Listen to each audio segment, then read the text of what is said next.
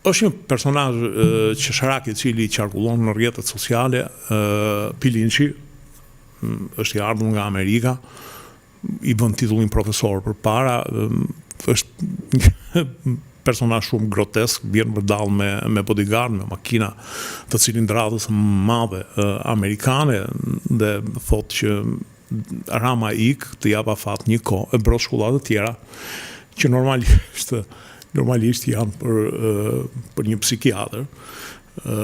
Me siguri ka gjetur belaja shtëpinë sepse po I shpenzon parat, por unë besoj që ajo hapësira që I jepet është një hapësirë që I krijohet sidomos nga Rama për të thënë që shikoni alternativat e 80 vjeçarëve, Berisha, Pilinçi, pra këta të dy janë konkurrentët që duan të më marrin pushtetin. Njëri është më I matur, është Berisha, I cili thot kilometri fundit e tjera, tjetri është me gojë lëshuar dhe I thot edhe një javë ke kohë mos prek gjë, CIA, Mossadi, dëngla të tilla. Domethënë tamam kur thon estradë. Ndërkohë, me sa duket ky ves ka kapur edhe të tjerë. Ka kapur, shikoj te Partia Demokratike që ka personazhe që thonë që Berishën nuk e njeh njeri, Berisha është I ikur, Berisha nuk ekziston. Dhe kjo është e bukur sepse me mendjen time edhe unë dua që Berisha tiki, por problemi është që Berisha ka vulën, ka ndjekësit, ka votat dhe ti deri në momentin që nuk certifikohesh që ke ca vota me të cilat mund t'ia kërkosh Berishës ikjen, I ngjan shumë Pilinçit. Pavarësisht se disa të marrin seriozisht dhe ata që të marrin seriozisht ose që përpiqen ta fryjnë personazhin, janë personazhe të cilat duan që të ikin me se s'bën Berisha. Mirë po, për të hequr Berishën duhet të gjejnë personazhe më të besueshëm se sa Pilinçi në rreth 4 ore. Sepse nëse Pilinçi është humoristik, Pilinçi origjinal është humoristik, këta s'bëjnë as humor. Prandaj them që duhet në një farë mënyre, nëse duan të investojnë aksionet e tyre media të caktuar ose personazhe të caktuar politik, bëjnë mirë mos I investojnë te Pilinçët.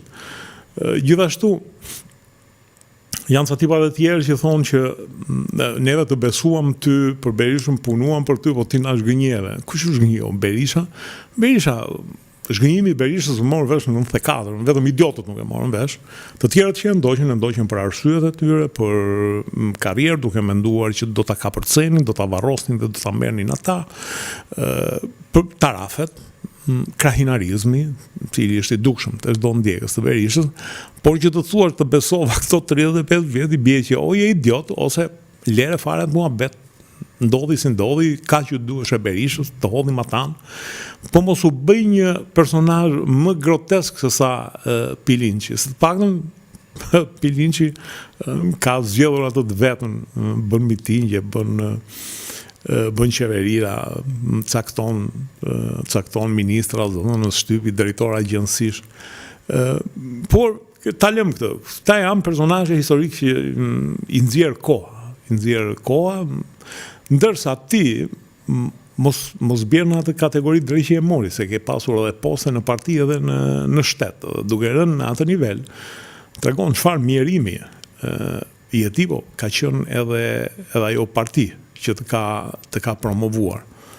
Jo, këta gjënden edhe nga krahu I majt, po të paktën qenia në pushtetin mban më të disiplinuar, se karafilat të tillë ke boll të shikosh disa për personazheve që ishin shumë të rëndë në kohën e qeverisë së parë socialiste Fatos Nano, dhe ti shikon sot se çfarë karabushash janë. I shikon sot se çfarë mendimi të cekët I kanë. Pra, ekzistojnë nga dyja krahët, por sot këta janë në pushtet dhe duhet I heqësh karrigën tjetrit që ta kuptosh sa mund kanë. Ndërsa këta që janë pa karrigë kuptohen menjëherë. Kështu që problemi është që kush do t'i marrë karrierën Berishës duhet të ketë një program politik dhe ta fillojë punën në bazë. Rrjetet sociale janë të fundit fare, mediat janë të fundit fare.